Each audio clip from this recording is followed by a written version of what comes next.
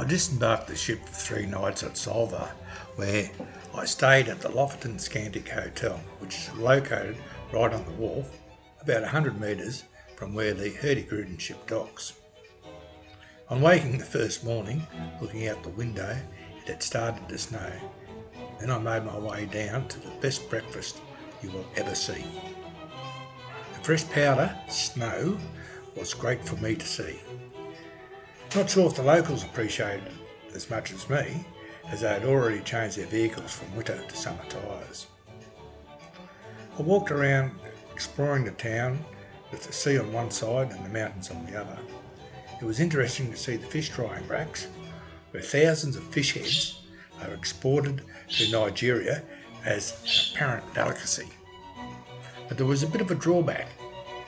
When the wind was just right, you could smell the fish right in the centre of town. Regardless of this, it is one of the prettiest towns I've ever seen.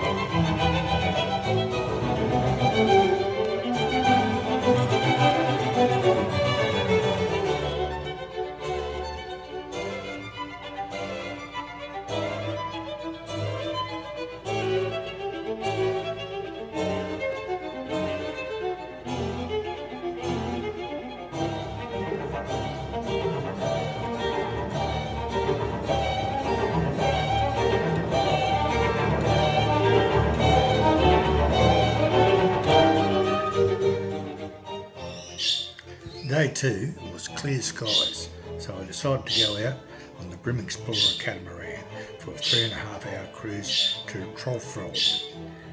On the way, the boat, which runs on electric motors, was surrounded by orcas, some coming so close that you could nearly reach out and touch them. White-tailed eagles nest on the small islands along the way, and to see them in full flight is something to behold. The snow-capped mountains and the smooth water gave such stunning reflections which made the cruise absolutely magical.